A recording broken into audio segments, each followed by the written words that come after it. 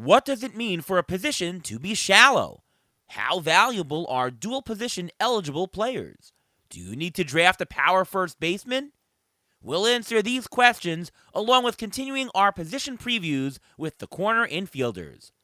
Mike Gianella of Baseball Prospectus joins us next on Beat the Shift.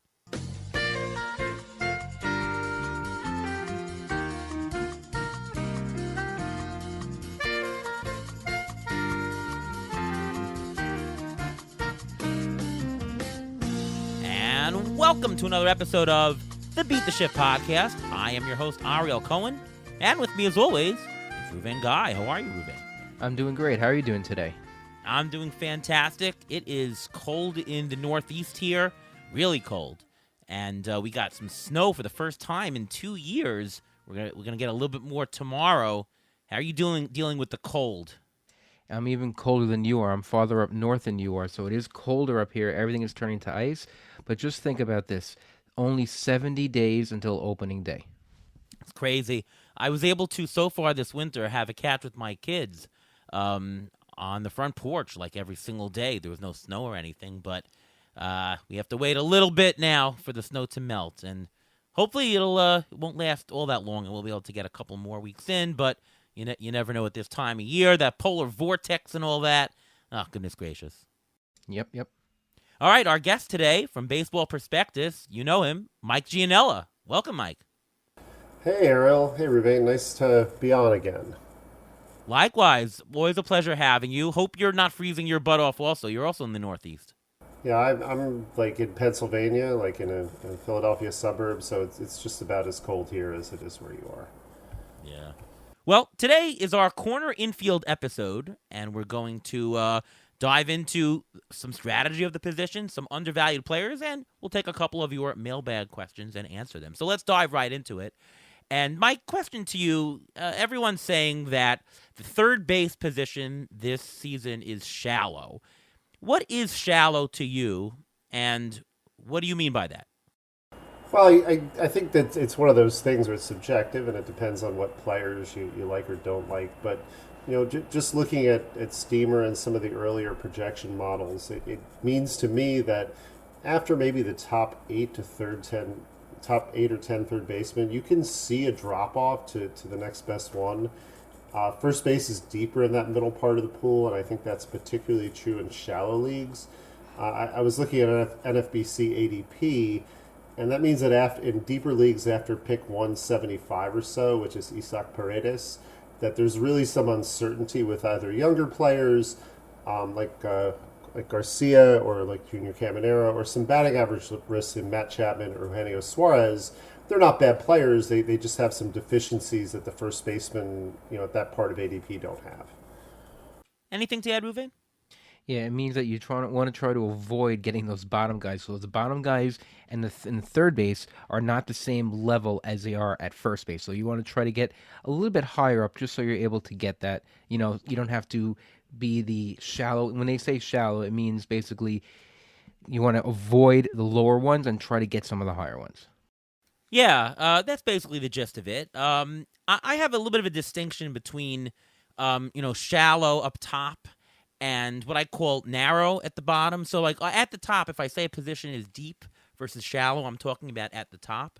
But at the bottom, because I think it's important to consider the bottom of the draft, I use the terms wide versus narrow to see if there's a large plethora of talent somewhere that you can get that's equivalent at the bottom or not. I think third base is both shallow and narrow.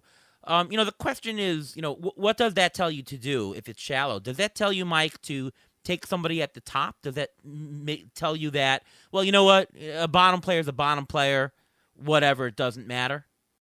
I was thinking more with the corner infielders, since third and first base often get compared. For one thing, I don't want to wind up with one of these third basemen as my primary third baseman if I can avoid it. But as far as like corner infield goes, I really want to get one of those first basemen. I think the only way I'd opt for one of these lower third basemen, if I'm stolen base deficient and really need like steals at this part of the draft, I might opt for Garcia. And same thing, if I feel like I can take an average risk, I might take Chapman or Suarez. But I just don't like these contingencies. I like feel like, oh, I have to take this because I need this, and I'm giving up this. So that's really the part of the draft I'm zeroing in on, which means yes to your question, Ariel. I think that means I'm going to be trying to take one of those top 10 third basemen and looking at it that way. Let's talk a little bit about eligibility.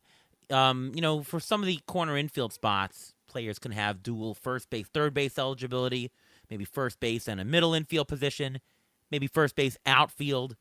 What does it mean to you in terms of how valuable a player is more? The fact that he has that eligibility and is having any, outfield versus middle infield is anyone more important than the other to you, Mike? Well, in some years, yes, but something I've found interesting looking at the player pool this year is there's only like two players who really have a lot of impact in terms of their potential or going off of what they did last year. That's Spencer Steer, who has lots of eligibility. He's first base, third base, outfield. And I think in some leagues, he actually is even second base eligible if you use a lower threshold. And then there's Cody Bellinger, who is first base outfield. Something that the shift change did that really I think I didn't see coming. It sort of limited a lot of the multi-positional flexibility guys. Or you're seeing like more second base, shortstop, which is pretty traditional. You're not seeing so much players moving around to all sorts of different positions because I think some teams are valuing defense more. So, it matters a little bit for sure, but if you're looking at, say, Jake Cronenworth, for example, I don't think it really matters that much that he's got first base, middle infield eligibility. He's kind of, unless you're in an only league, he's kind of a fringy player, and you're not really focused on that so much. Ruvain, what about you? Much more valuable is it for you if a player has dual eligibility? Is that something that you look for? Or is that like, well, if it's even, I'll just go with the dual eligible player? Like, how does it work for you? Well, when I see a player has a first base, third base eligibility, I like that a lot because that gives me more options during the draft. Because in this way, I can say, you know what, if a third baseman can fall in my lap later on that I really like, who is upside and lower down, I'll take it because I can take that gamble because I already have hopefully that third baseman, and it gives you more flexibility that way. As for the outfield guys, there aren't that many outfield eligible players also that go with first base or third base, and if they do, I don't really know if I want to play them at first base. Sometimes I'd rather play them in the outfield because just like third base we say is shallow, outfield, when you look at the waiver wire later on in the season, you're trying to find something in the outfield, it looks pretty shallow also. So having that flexibility where you can move the players around from first to third to the outfield, I think is the most important.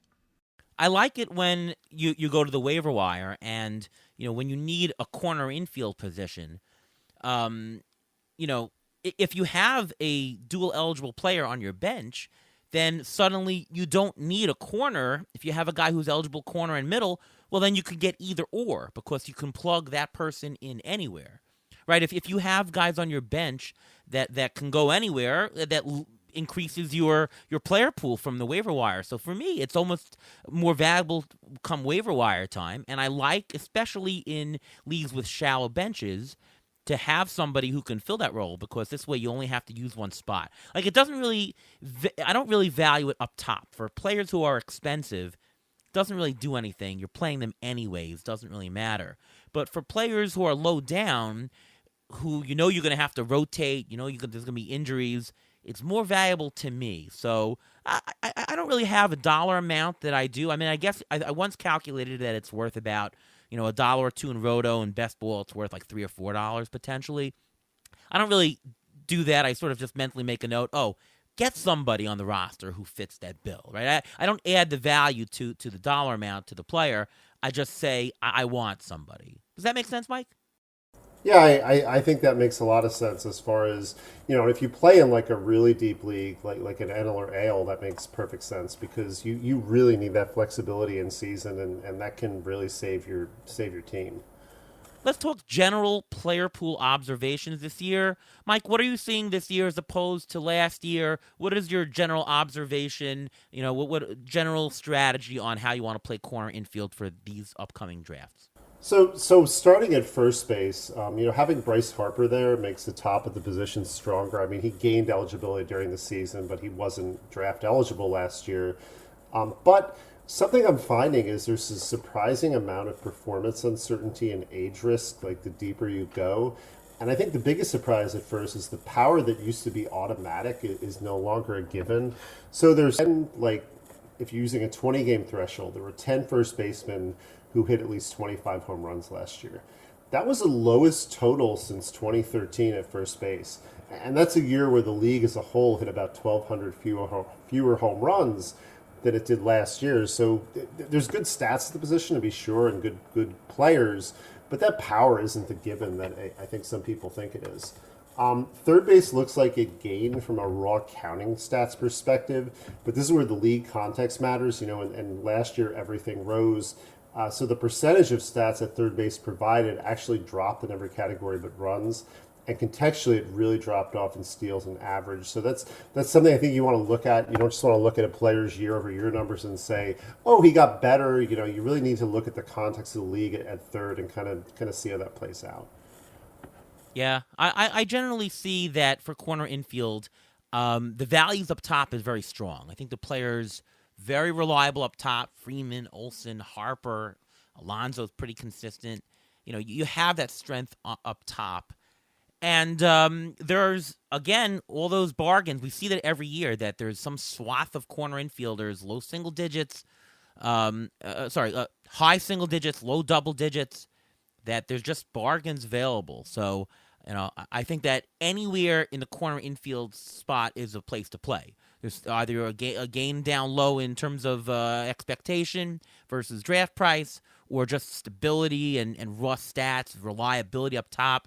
I think that there's really no bad area to draft from. It's get what you need and get your values, period. Yeah, I mean, I generally feel that way at almost any position, like through most parts of the draft. And I do agree with first base in particular. Like in putting together my preseason ranks, like I was really surprised to see that there's a lot of portions or pockets of the draft where I feel the first basemen are going at like slightly or somewhat favorable prices compared to where I have them valued. And before we go any further, it's time for the Injury Gurus Trivia of the Week. Now, looking into getting a corner infielder, the question is exactly what stats are you going for? So I started doing a deep dive on the corner infielders, and last year, 36 corner infielders hit more than 20 home runs, 10 of them hit 30 or more. I was going to ask how many of the corner infielders went 2020 last year, but one of the mailbag questions by Scotty Barnes actually gave that answer. So my question is going to be this. How many corner infielders last year went 2010 or better? 20 home runs, 10 stolen bases. Any guesses? I'll guess 7. I'm gonna say 10. The answer is 8. Jose Okay. Ramirez, Freddie Freeman, Cody Bellinger, Spencer Steer, Christian Walker, Gunnar Henderson, Paul Goldschmidt, and Bryce Harper. All those guys went at least 2010. Now, my question to you, Mike, is this. What stats are you trying to gain from the corner infield position? Are you looking for a guy who steals a little bit, or are you going to get your stolen bases elsewhere? Are you just going to, take with the power and the RBIs? What's your goal in the corner infield spot? And before you answer that, Mike, just to add to that, the question also is, do you look to get certain stats from different positions in general? Like, do you say, well, I gotta get steals from the outfield. I gotta get power from first base. Like, are you really cognizant of what stats you get from which positions in general, or do you say I'm just gonna go best value and let it sort out by itself? So this question is multifaceted. So my answer is 2. I'd say going into a draft, like in a redraft with no freezes, I'm just looking to get the best players to start out. And so then how that plays out is kind of dictated by the players I get. Like, kind of as an example, like let's say in a draft, forgetting draft slots for a second, let's say in the first 2 rounds, I get, Aaron Judge and Matt Olson, just to make up 2 names. Well, I'm pretty light on steals, and in that kind of draft, I'm going to be pushing for steals later on. But I'm not going to look at Olsen in the second round if I think he's the best value and go, yeah, you know what, I'm not taking him because I already have Judge. I don't feel that makes a lot of sense. I feel it's a really strong power base, and at that point I can get my steals later and maybe be a little lighter in power. So that's kind of the first part of that question. Is it really depends on how my draft goes early. I don't want to shy away from value because I have to get certain things at certain points in the draft, particularly if you're just talking about offensive categories as opposed to offense versus pitching or closers, which is kind of a separate like argument. But once the draft starts going, I do like to be cognizant of that. So that is where I start looking and go, if I know that I don't have a first baseman yet, and I know first base is generally steals light compared to, say, middle infield, that's where I want to kind of be really sure, and where that might be the tiebreaker. Where it's like, okay, so in this scenario, I got Judge and Olson, it's the 8th or ninth round. I have a choice between, a second baseman and, a third baseman or another corner infielder.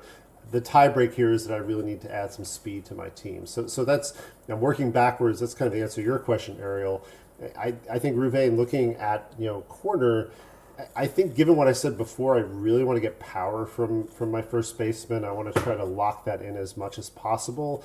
And I'm not even talking about Olsen power, but maybe like 25 home runs, somewhere in that range. And at third base, given the way the position is, I'm a little more willing to live with the all-around contributions. Like I like the third baseman at the top, but if I don't get Austin Riley or Rafael Devers, I'm okay with not pushing them up a little bit higher than their ADP and just letting them go and taking the all-around player later at the position. Yeah, so I with you on, you go in and you get best available value early on.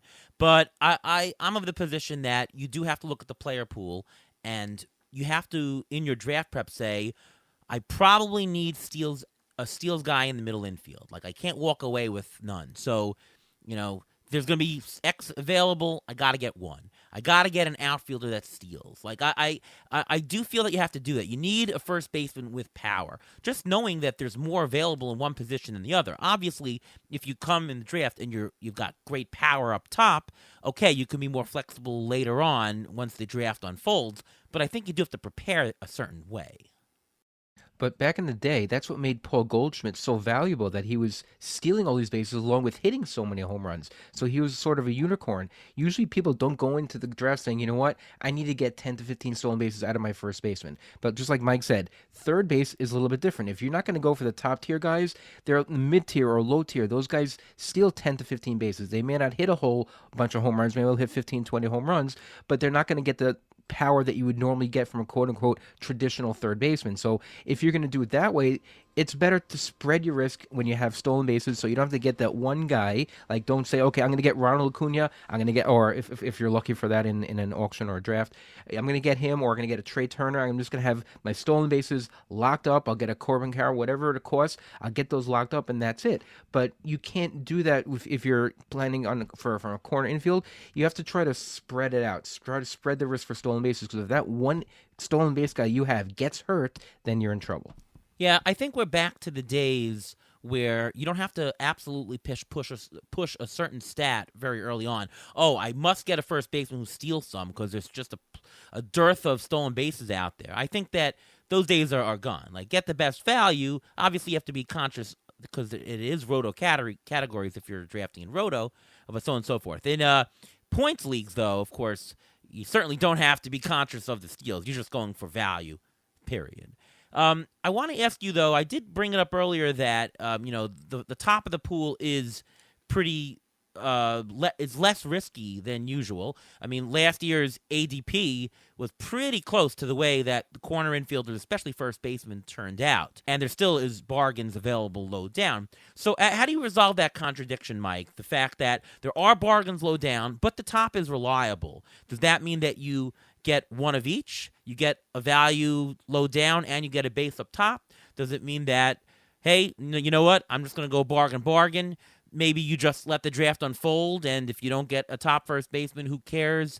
How do you resolve that? And do you actually take a look at reliability up top?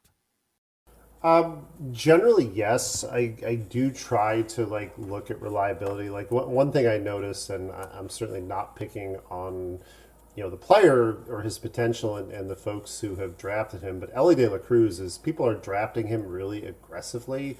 I probably won't have him anywhere just because it's one of those situations, to your point about reliability, where if you take him in the second round And this was kind of the Bobby Witt Jr. thing last year. Like I had him valued a little bit lower than everyone. I knew I wouldn't get him, and it's like, well, it kind of stinks that he outperformed my expectation, a lot of the projections. But God bless. Like you did well taking Witt where you took him. That's kind of how I feel about Cruz this year. So yes, reliability does matter. Like I don't want to get caught with somebody where it's like he's done it for half a season, or he's coming off of an injury, or I'm not sure what he's going to do. Whatever the reasoning is for the unreliability. But I don't know if it's necessarily a contradiction. One thing I look at is you can carry two first basemen because you've got a corner infield slot, and you can even carry three if you wind up using one of your DHUT in a league with like the standard like 14 hitters. It's not like a three outfielder league or something like that. So early on, my priority is almost always value. So if the values with Freeman, Harper, Olsen, Alonso early, I'm perfectly fine grabbing one of them and taking a first base bargain later. I do agree with you that almost, I said this earlier, almost every first baseman feels like he's being drafted after I have him valued. But what that tells me is I can probably pick and choose rather than push for one or two, non-elite first baseman early. Like I don't feel pressured to take a Christian Walker or, even a Paul Goldschmidt. It's like, well, if I like their price, I'm perfectly fine taking them. If not, that's fine. Something else, I think a lot of these players I think are bargains, are kind of a product of these early drafts. I've noticed that the draft champions market tends to start to correct as we get closer to opening day. Yeah, that's true. I still find that there's bargains later on, but yeah, I'm with you. You do have to see how your draft unfolds.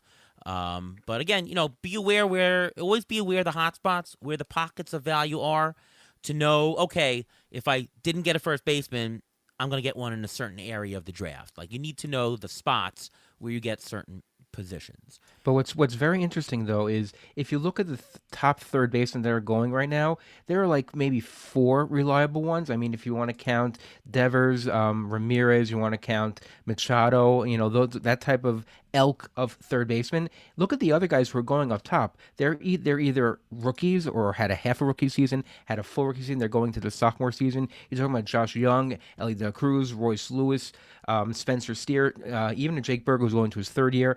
These guys, they don't have such a big track record. So you don't know if, maybe last year was a fluke and then this year you're going to have a sophomore slump or a junior slump, something like that. So I think having the reliability up top, especially at first base, because a lot of those guys are not rookies. A lot of those guys are proven commodities. I think that makes it all that more important if you're going to get one of those younger third basemen.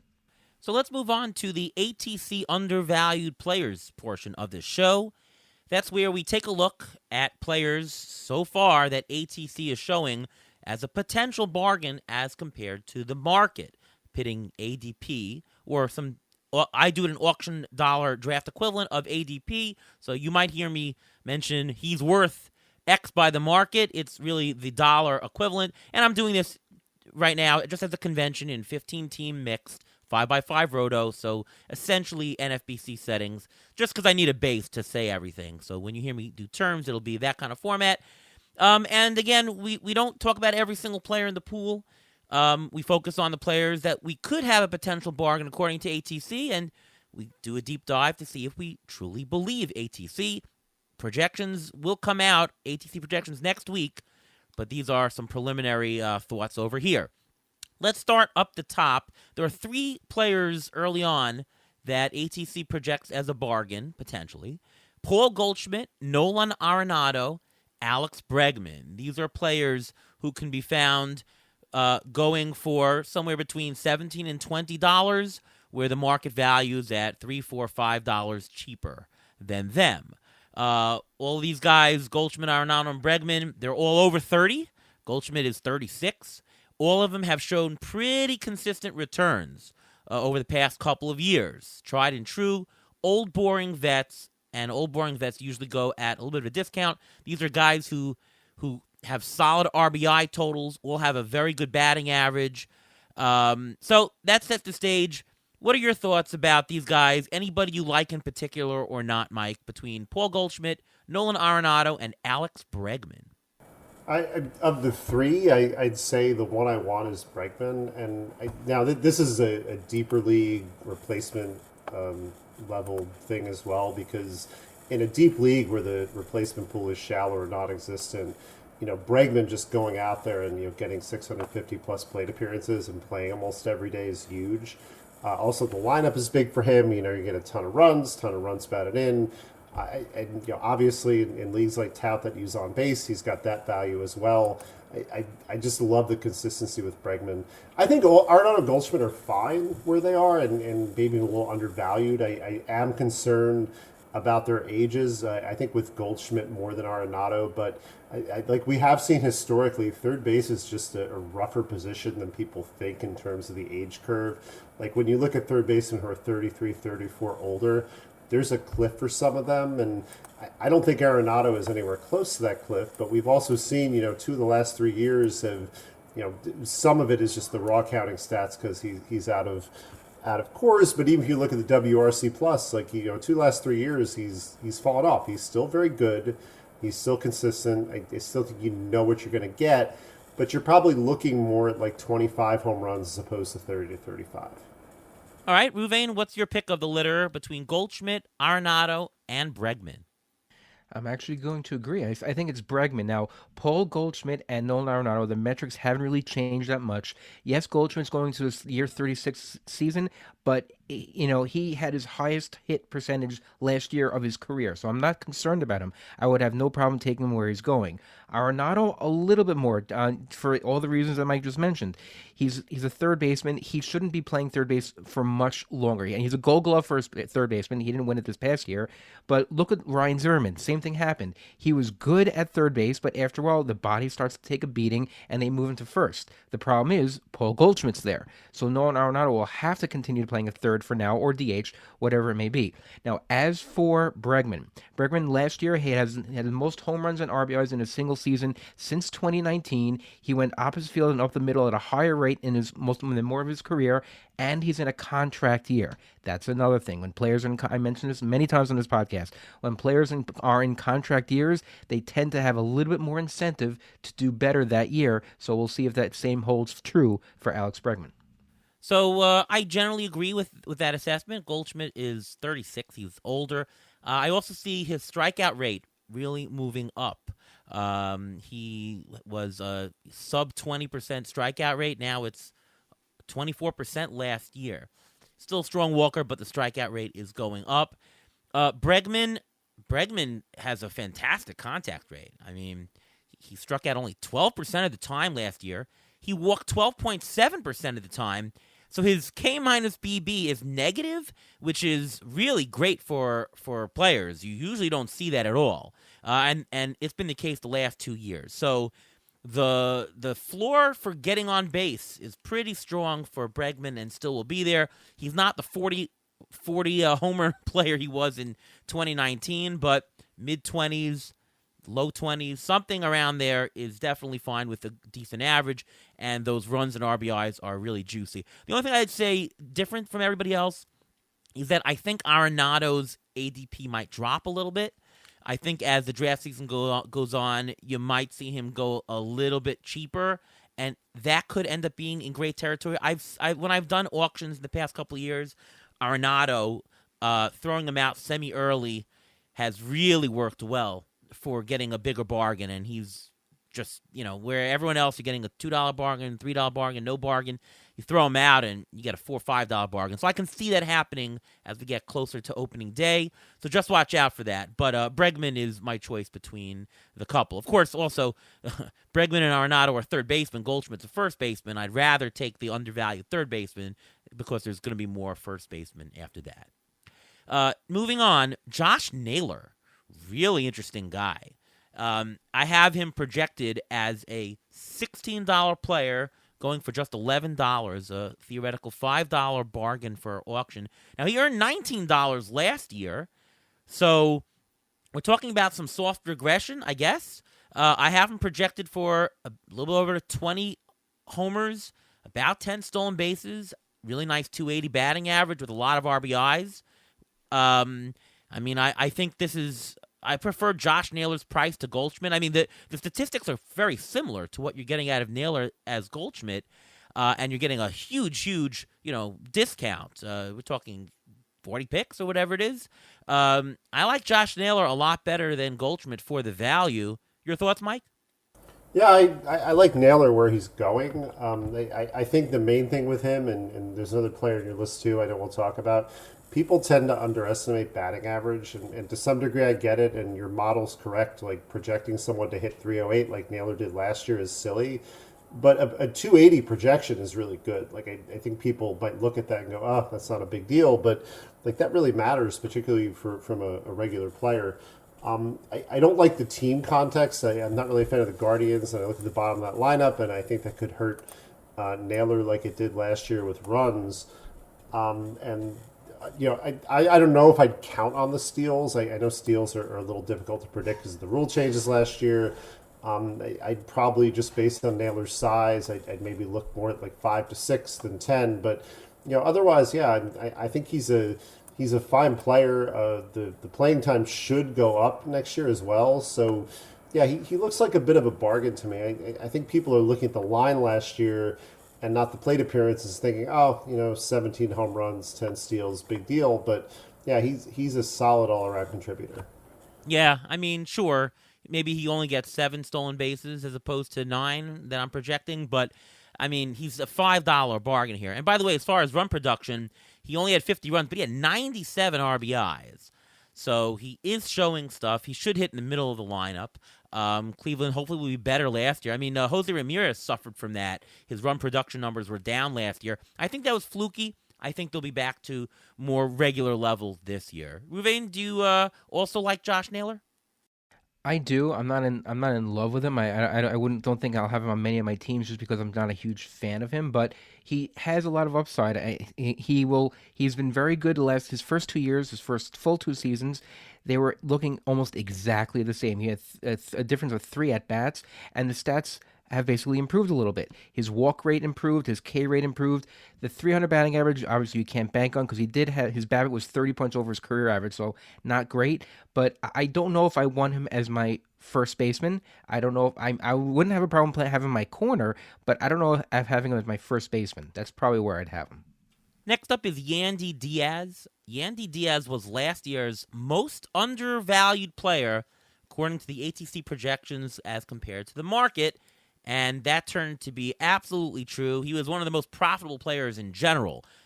He had $26 of return value, which is well beyond what I projected. But, doesn't really matter. It never really matters exactly how high somebody goes as long as they gain, right? If you buy somebody and they're gaining profit, you win. And you realize all the upside, right? It didn't matter if ATC projected $18, $54 from Yandy Diaz, whatever projected, you still realized all the upside. Well, I'm showing some regression. He's not a 330 hitter. I have him as a almost 300 hitter, which he's done a couple years in a row. I'm also showing near 90 runs, near 70 RBIs, again, soft regression from last year. He's a $15 player going for about $11.50, so a couple bucks discount. Even 2 years ago, he was a $13 player. So beating an $11 projection, I think, is really, really probable for him. He has got a very high floor in terms of getting on base because that strikeout rate is unbelievable, and he walks a lot. And he's going to lead off a lot for the Rays, so I kind of think it's a sure profit, even if it's a small profit. Maybe his ADP goes up. I don't know. But right now, I'd say he's an option to get. Mike, do you agree? Is Yandy Diaz somebody who you think is going to fall off a map?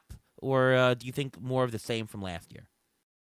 The one thing about Diaz is the home runs. I see him for like 15 home runs maybe as opposed to like the 22 he hit last year.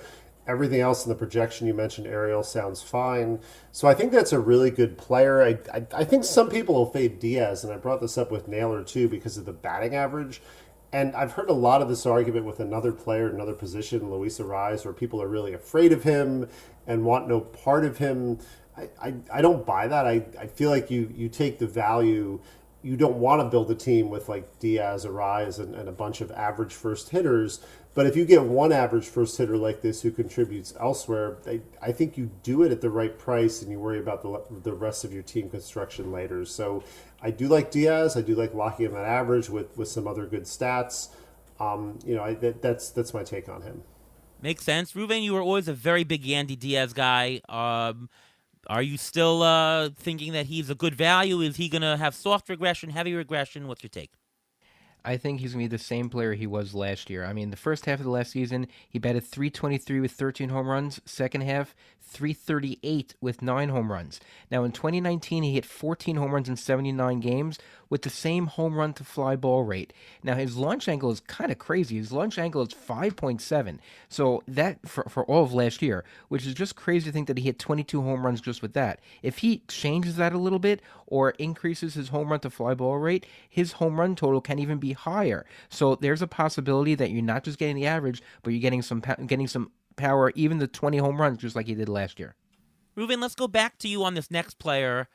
Jake Berger really came on strong last year, hitting 34 homers, 80 RBIs. He was a $17 player.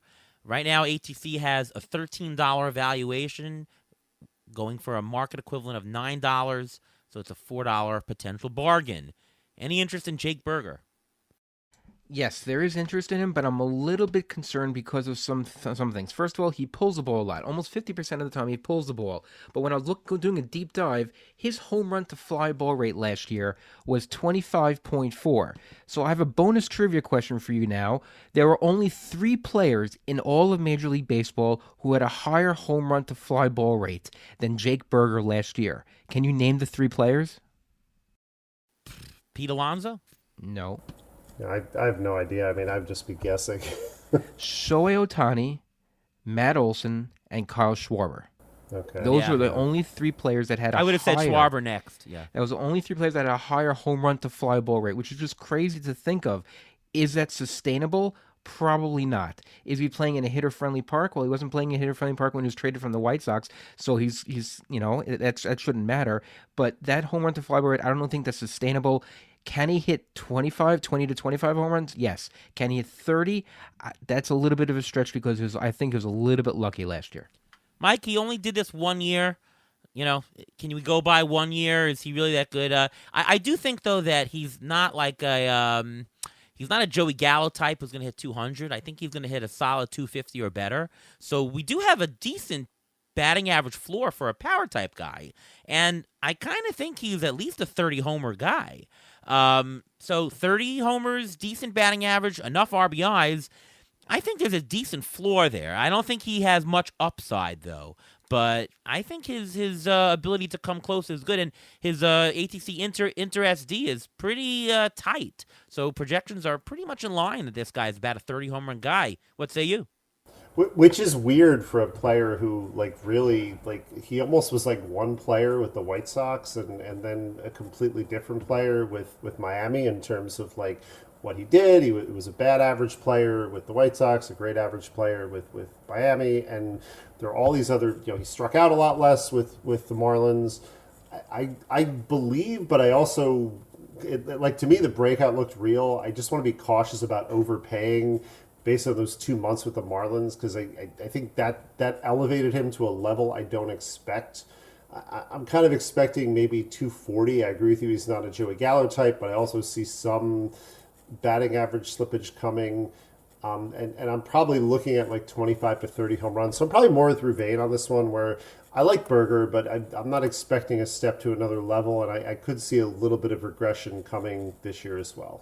Well, the market is projecting him down, and at third baseman, he's going in the late in the 11th round. Even if you take your statistics, he's still a slight bargain. So, I think it's more safe than you think. But yeah, you're right. I'm not super thrilled by him. But again, it's third baseman with a lot of power, middle of the draft. That's not the worst thing. And if your team really needs a little boost of power and you have enough average, I think it's an okay buy. Next guy, Alec Boehm, who was on this list last year. Well, he was a $19 player last year. He was a $16 player the year before. I'm projecting a little bit of regression down to a $13 player. He's only going for 8. He's also going in that 11th round, same area as Jake Berger. I kind of like him a lot better than Berger. That batting average is superb. He's hit over 274 2 years in a row. His power, I think he could be a 20 home run guy again, but I'm projecting soft regression to 17. The RBIs are going to be really high because he plays in a good park, in a very good lineup. I don't see really much dink here. And look at his contact rate, 15%. Strikeout rate, 15%, 85% contact rate. That's pretty good for a high floor. I think Alec Boehm is very interesting. I like him better than Jake Berger, and he qualifies at first and third if that means anything to people. What's your take, Mike? Alec Boehm, any interest? Yeah, I actually like Bohm a lot. Now, there's something interesting about him, though. In the last part of the season, last couple months, he actually changed his approach. He actually was trying to hit for more power, and he did relative to kind of what he's done in the past. And I'm not suggesting he's going to go out and hit 35 to 40 home runs, but I think he could take another step forward in power based on what he did. It might come with a bit of a loss of that batting average, what you were talking about. But what's really interesting is that, even though he hit like 10 home runs in his last like 230 plate appearances or so, his strikeout rate was 13%. So when I say he sold out for power, it's not like he was swinging at everything. I think he was he had a concentrated approach where he's trying to hit home runs, take advantage of the park he plays in. So yeah, I like Bohm a lot. Another thing I like about him, it's kind of an old chestnut. It's that age, 26 with experience. Now, Bohm will be 27, but I think some people look at what he did the first couple of years and thought, this is who he is. He's experienced, but players take steps forward, and I see another step forward for Bohm. To your point, great park, great team context. I think there's a lot to like here, and even if he just goes out and does what he did last year, regresses a little, you are right. There's a bargain still to be had in Bohm. I mean, he was almost a $20 player last year, and you're getting him under about $8. I mean, even if he stays the same, regresses a little, it's a huge profit. And you're right, I could see some growth. So I think there's a lot more upside, and I think the probability of him beating his draft price as it currently sits is high. Ruvain, we've talked about Bohm. He was on our list last year. We liked him. We had him in a couple leagues. Do you share my sentiment? I think he's one of the guys I like the most on this list based on where he's going. Now, he had hit a career low in BABIP last year, and he was tied for the third most grounded into double plays last year. But that together with his walk rate staying the same, his K rate has gone down almost every year. I think there is room for improvement. Just think about that. He grounded into 23 double plays last year. If those balls get through the infield and he has hits instead, his numbers would be so much higher and his price would be so much more inflated. So I like him where he is, and I want him to stay there because I want him. Here comes the biggest projected corner infield versus market on that I have here. Nate Lowe. Nate Lowe was a $15 player last year with 89 runs, 82 RBIs, 17 homers. The year before that, he was a $24 player when he hit 27 homers and batted over 300. And I'm projecting him somewhere in between, $12.50 player. I mean, the value regresses, but the homers stay about there. Soft regression on the runs and RBIs. He's going at pick 209, the 14th round. That's a huge, huge, huge bargain. Essentially, it's very close to what you're getting out of Alec Boehm, who I like, and you're getting 40 picks later than even Boehm. Sure, he doesn't have that contact rate that Boehm does, but again, you're saving 40 picks for him. I mean, I think that this value is he's been a $13 player more the last 3 years in a row, and he's going for just $5. I mean, this is a market that's completely mispricing him. Am I off here, Mike? I mean, isn't he totally mispriced by the market? And by the way, he has amazing risk factors. He has what I call triple risk metrics, where the projections are tight. It's actually negatively skewed, so there's one projection that's low, so you can forget that. And he's somewhat spread pretty well in the categories all around. So, what am I missing here, Mike? Well, so this is what's funny about a player like Lowe. I don't think you're missing anything. I think what people are doing is they're looking too much at 2022. They're saying, "Oh, that was a great year. He fell off," and they're like, "Well, if he does that again in 2020, if he repeats 2023, he's a disappointment. I think similarly to Bohm, what's happening, people are overemphasizing one category, and that category is home runs. They're looking at corner infield and they're going, oh, if this player isn't going to come close to hitting 30 home runs, I don't want any part of him. I think the other piece of it too is that what's happening, that there's people are slotting in their drafts, or they're tiering, and they're saying, okay, I need my first baseman, I need my, pitcher, I need this, I need that. And so when everybody has their first baseman, they're looking at low, and they're kind of slotting through here and going, okay, I have my first baseman, I can wait on my corner infielder. So I think that's a lot of what's happening. People are just kind of saying, okay, I have what I need, and they're afraid to either stretch for low as their first baseman or Adam is a corner infielder. I don't really have a problem if the values are on low and I already have a first baseman. I alluded to this before, taking him and going, okay, he's my corner infielder. I've locked in all these stats. And yes, a bargain might come later at corner infield, but I don't need to worry about that. I'm just going to take the superior player here. I mean, when you're looking at this, though, before the draft starts, that you have a potential bargain because whatever, people are just, doing their thing. I mean, doesn't it pay to say, I'm going to pencil in a Nate Lowe, or, maybe not Nate Lowe, but Nate Lowe plus some other guy around him in terms of value, and say, I got to take this kind of, $8 bargain down here. Why pay $4 over for Bryce Harper up top when I get an $8 profit on the bottom? And sure, maybe somebody goes a little bit higher, so I'll take a $4. But either way, like, isn't it good to pencil that in beforehand? You you mean at first base? Well, corner infield, because you can take him at. Yeah. Well, that's what I'm saying. I don't mind taking him at corner. I don't think I would want to say, no, I'm not taking Bryce Harper. Or more realistically, I'm discounting Bryce Harper because Lowe or some other first baseman are bargains. I think it's more the second thing. I'm perfectly fine being like, yeah, you know what? It's pick 185, for example, and I think you said Lowe's going outside the top 200.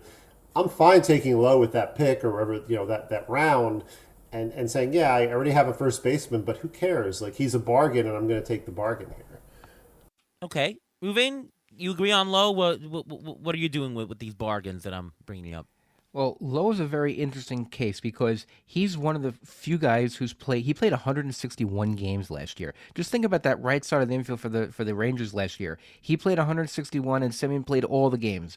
So that's just crazy. In the last 3 seasons, he's had 640 or more plate appearances each year. He had a career low in home run to fly ball rate, even though he was hitting the ball harder. So I think he has an opportunity to go from low to mid 20s for home runs, even more. And if he plays every day, that's what you need in a lineup. You need someone to help you accumulate stats. And if he's going to play every day, that's what you're going to get.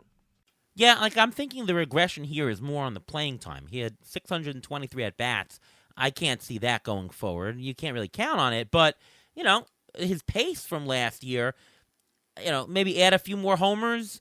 That's what I'm seeing here with Nate Lowe. All right, Cabrian Hayes is the next guy. Cabrian Hayes, not the biggest bargain here, a couple dollar bargain. He's an $11 player going for about $9, but it's at third base. He does have the power speed blend. He is pretty well balanced. His intra SD is a very low 0.42. He's negatively skewed. I mean, he's somewhere around a 0 Z score for every category, so he's like an average fantasy player in a 15-team league player. Just somebody good to have. Not a huge fan. I think his batting average has been all over the place. I think he's on a bad team, so RBI total could be capped. If he drops lower down and I didn't get one of my nice third basemen that I liked, sure. So I'm not really looking at him. He's not a disappointment for me, but I'm really not thrilled by Cabrian Hayes, even though he's a $2 bargain. Ruvain, I'll ask you first on him. Any interest in Cabrian Hayes for this year as an undervalued player? If you miss out on some of the higher end third basemen, then yes, because he can give you the 15-10. He can hit around 270. He had the hardest hit rate of his career this past year, and his K rate has been dropping every year. So I'm a little bit on the bandwagon for him, but again, he, like you mentioned, he plays for the Pirates. He was battling I believe it was a wrist and elbow injury and an arm injury. The end of not this past year, but the year before, and that may have contribute a little bit. So he may still have some stuff going on that we didn't know about in the beginning of the season. So it is possible that if he bulks up, because that's what they do when the players tend to get older, they tend to bulk up. He's only 26, so if he bulks up a little bit more, you may see even more power out of him. Mike? Yeah, the one thing interesting I noticed looking at him is, he was injured last year as well, and when he came back, he started hitting for more power. The big complaint about Hayes in previous years is he hit the ball hard, but he hit it on the ground. It doesn't really matter how often you hit the ball on the ground; it's going to be a ground out or a hard sinker. You're not going to go over the fence. Well, he did do that last year. He started hitting the ball in the air more. There was some improvement in the second half. Just like with Berger, I don't want to hang my hat too much on that, but it's something to look at.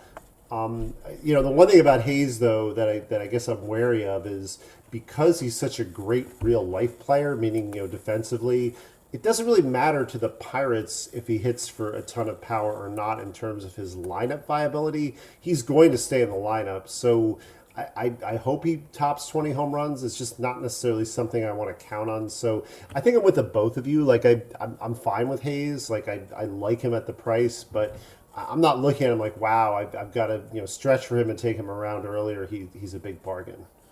Next two players I'll do together, Andrew Vaughn and Ryan Mountcastle. These have similar metrics to Nate Lowe, so it's a similar profile. They're a little bit less expensive, a little bit projected lower than him. We're talking about a $5-6 bargain, so they're $11 players, $10-11 players going for $3-4 or so. Anybody that you like over the other between Mountcastle and Andrew Vaughn? Well, based on ADP and context, I like Vaughn better. Like I actually like Mountcastle as a player better. But if we're talking fantasy, Vaughn to me is just an example of the market fading him way too much. And I think it's because the prospect sheen has worn off. He doesn't look like much. He's only hit more than 20 home runs once. It was last year.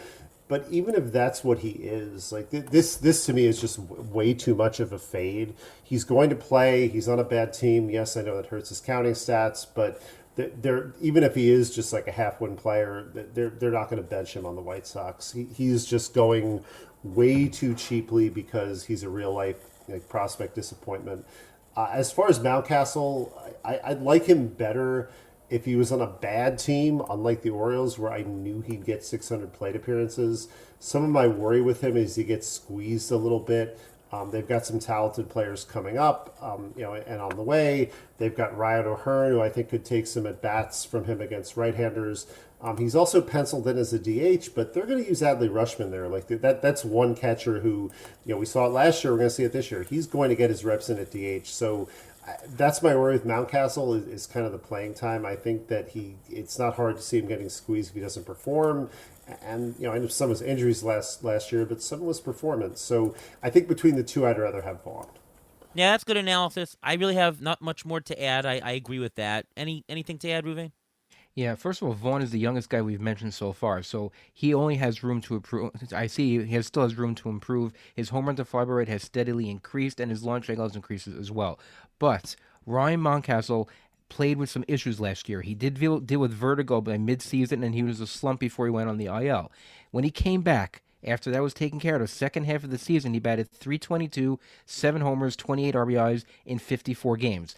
But I took a look at the spray chart from Mountcastle from this year to prior years in Camden Yards. they changed the fences a little bit. And just by the naked eye, I noticed that Mountcastle did lose a few, more than a handful of home runs because of the new dimensions in the stadium. So when you talk about whether the stadium's changed people or not, for Mountcastle, I think it did.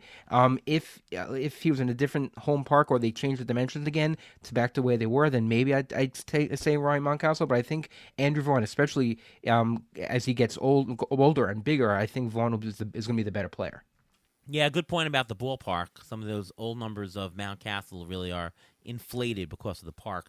Last two at the bottom that are ATC bargains: Jose Abreu, old boring vet, still coming up, and Ty France, who really had a bad year last year. I can't tell if it was injuries, who knows, but he really fell off. He was like a low teens player, and he turned to $7 value. But his ADP is in the 22nd round. We're talking about $1. So Ty France, he was a $7 player last year. Upside is $15 maybe for $1. Any interest, Mike, in Jose Abreu or Ty France? Well, I mean, Abreu's fine at the price. He's 37 in a few days. I think you're probably looking at 15 to 20 home runs. The average should pop up to like 260. I know he said last year the issue was his back, but again, he's going to be 37. I just kind of worry that he's at an age where injuries could take some time or sap performance like now and again. I think contextually, I just love the fact that he's in Houston and the runs and the RBI should be there. With France, I get it. He's cheap. He's a starter.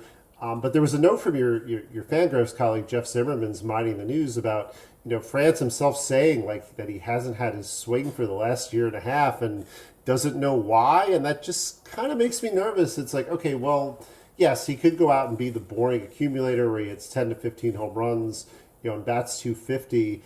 I feel like this isn't really a matter of bargain or not bargain. Yes, if he starts, he's obviously going to be a bargain.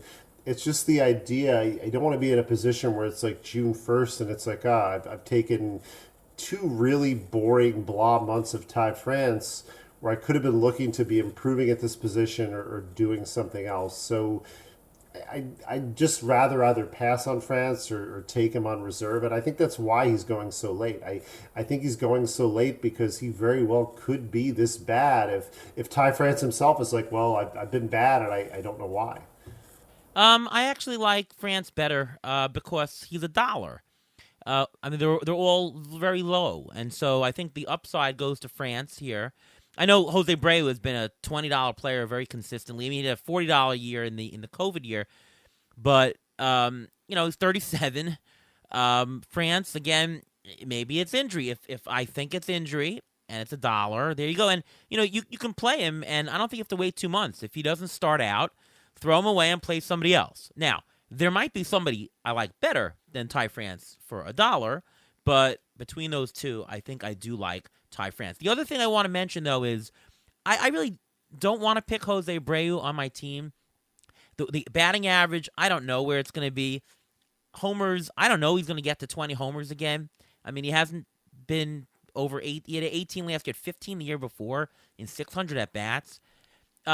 I don't really want him, even though my numbers say he's a bargain. So we call this the Joey Votto nomination if I'm playing in an auction, that nominate him a little bit earlier than you think he's going to go, because if you sit and wait and nobody nominates him and you don't want him, he's going to go for $1 or $2 at the end of the auction. And then theoretically on my paper, he's going to be an $8 bargain. I don't want to see that. I like not seeing other people get bargains and me saying, should I have gotten $1? So I will nominate him earlier. I'm happy to take him for $1 because he's such a bargain. But if I nominate him earlier, maybe he'll go for $4, $5, and then it's only like a $3 bargain that I'm getting somebody else to get. So I'm collapsing the return on investment. And so I call it the Joey Votto nomination because for the last couple of years, Joey Votto always appeared as, I don't know, $5 bargain, $7 bargain. I didn't want him, so I just nominated him early and collapsed the bargain. So Jose Abreu is my Joey Votto nomination for this year. Yeah, I just want to back up to something. Like, I really don't want either one of these players. I just would take Abreu over France if it was like if I had to. Abreu is the player I'd want. I really, hopefully at this point, have a better corner infielder than either one. Yeah, I agree. And a draft is different than an auction in terms of how you play it, how you use it. I probably won't have any consideration for these guys in a draft. In an auction, my consideration is to nominate them because I don't want to see, I want some other players to be available for me later, not them, right? Yeah, you have to play it a little bit Yeah, different. no, I mean, that makes sense. I mean, the one thing about auctions I do find is that some of the theory you're talking about with Abreu, I think depends on how, I know you've talked about this before too, is like how tight or loose the auction is.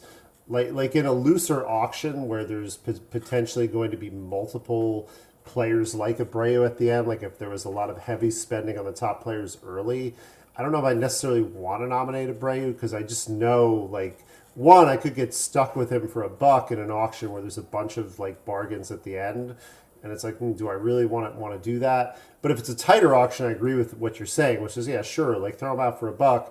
If I get him for $1 and I have him valued at 4 or 5, that's great. People are being too conservative and they're afraid because like, ooh, I don't want to get stuck with Abreu. But it's like, yeah, but the end of this auction is going to go. It's a tight auction. You're not going to get a better bargain than Abreu at the end, and you should have said 2, or you should have thrown him out yourself at 1, like for sure. Yeah, and it matters the league size because in an AL only league, I'll gladly take Abreu for $1. And in a 10-team mixed league, I'm not nominating him, right? So it really matters the size of when you do it. Well, I wouldn't even nominate Abreu. I don't want him at all. He's turning 37 the end of this month. He had a career low, and his BABIP last year was 50 points below his career average. His exit velocity last year on batted balls was at a career low. He's 37, and all these things are trending down. I don't want anything to do with him. I don't think I want anything to do with Ty France either. He's hitting the ball hard, but his home run to fly ball rate was last year was 7. He was hitting more infield pop-ups, and I mentioned before about the ground into double plays about Alec Boehm. Number 2 on the list was Ty France, only behind Carlos Correa. So I don't know if I don't want either of these guys, but I think I'll be a little bit more comfortable with Ty France, only because I think I'll be more comfortable cutting bait with Ty France sooner than I would with Jose Abreu. Okay, a couple of quick mailbag questions. We mentioned before, Scotty Barnes asks, Freeman, Bellinger, and J-Ram were the only 3 corner infielders with 20 homers and 20 stolen bases in 2023. How many corners do you project to do that in 2024? And who ATC projections right now have 2 with 2020? It's J-Ram and Ellie De La Cruz projected for 2020. If I want to go to 15-15, then you can add 2 more guys, Freeman and Cody Bellinger. Interesting. Chris asks, what do you guys think about the first base position in an AL-only league? It seems remarkably thin at the top of the ranks, and I don't put any stock in the ranks I'm seeing. So that's question 1 he has. AL-only first base, really, really thin. I mean, Vlad Jr. is probably the best guy, and then is it like Josh Naylor and Yandy Diaz? What are you seeing, Mike, in an AL-only league? Well, I kind of agree, although I would say like 2 players I like for growth this year are Tristan Casas and Spencer Torkelson. My colleague Robert Orr had a great column in August about Torkelson's growth and what he was doing, and of course, Robert's so good that Torkelson went out and actually like did the things that Robert Orr was talking about. So I think we could see, an improvement on Torque, particularly in the batting average, because of some of the approach things he's done. On Casas, I'm a little bit worried about his shoulder, injury late in the season, but a lot of his numbers are dragged down by a bad April. So yeah, like first base is thin, but those 2 players I think, should make things better. And even Vinny Pasquantino, no, I don't think he's going to, be as lofty as some of the expectations we're heading into 2023. But if he's healthy, he's going to give the position some additional depth. Yeah, and the second question is Vlad Jr. better than Vinny P in a Roto League? Ruvain, I have to think that Vlad Jr. is better than Vinny P. Yes. And to answer the first part of the question a little bit more, this is where Ryan Mountcastle and Andrew Vaughn would play, and I think I'd be pretty comfortable getting one of those guys than overpaying for like a Vinny P or something, or another player like that at first. Of course, Vinny Pasquantino was on the 100th episode of the Beat the Shift podcast here, so we're rooting for Vinny, right? We're Vinny fans here. Yes, we are. There you go. Michael Smith, speaking of Torkelson, I think you answered it already. Does Torkelson take another step up? And you say yes. Now, the only thing I'd say, though, is that He did have 600 at bats last year, Torkelson. So I think the counting stats, especially the run production stats, I think that's at the max. Whether he can hit for a little bit more power or average, that's another story. But I think the run production stuff is going to be capped. Do you agree? I mean, probably, and I think some of that is the plate appearances, but also the team context. Like they've got a few more younger players like up on the way, but it's not like they've made a bunch of big free agent additions. So yeah, that's where I kind of see his problem as far as improving those counting stats. And his other question, I think this is an obvious one: is Jose Ramirez still a top 5 third baseman? Yes. I mean, No am I question. missing something here? No question. Yeah, unless there's like an injury I don't know about, which there isn't. Yeah, he's probably the top because of those steals. Like he's probably the top third baseman. Yeah, definitely.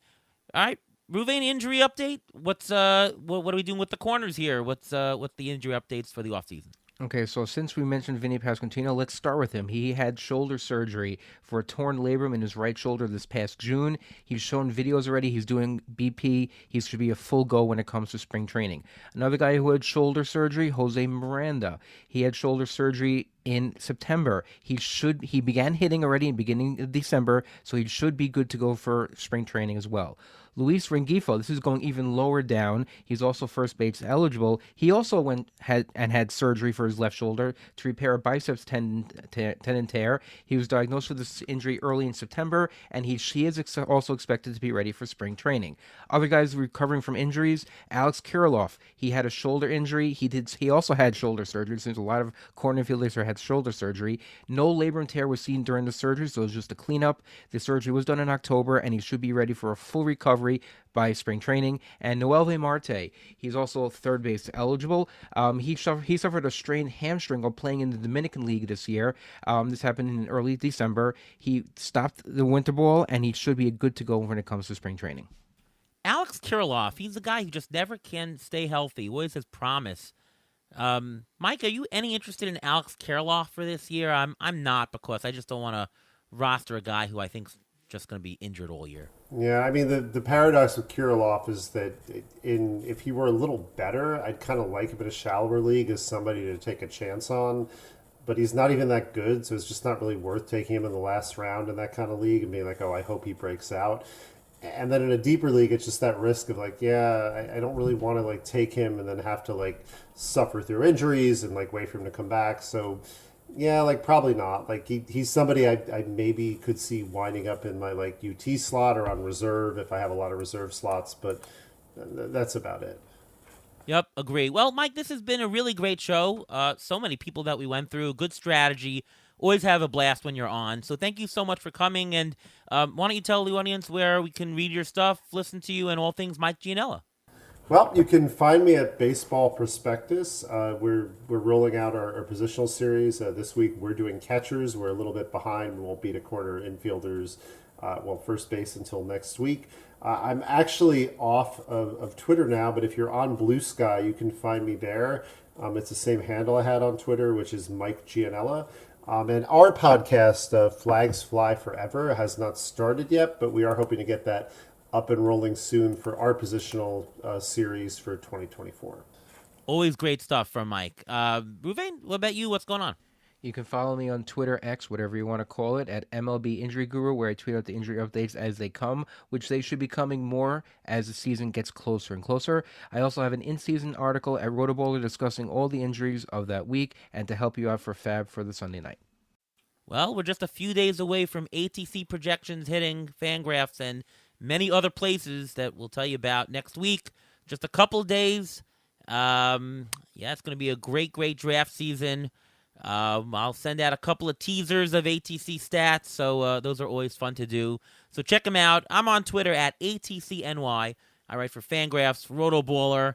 ATC projections will be on multiple sites, which you'll hear about. And, of course, we've got the Beat the Shift podcast presented by Fangraphs, where you can listen to us every week and even twice a week sometimes during draft season. So we get you the most information, and we have a great time doing it. All right, once again, thank you so much to Mike Gianella for coming on the show.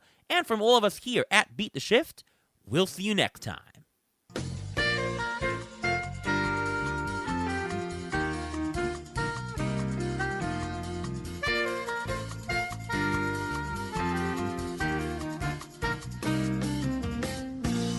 Thanks for listening to the Beat the Shift podcast presented by Fangraphs. Follow us on Twitter at beat_shift_pod.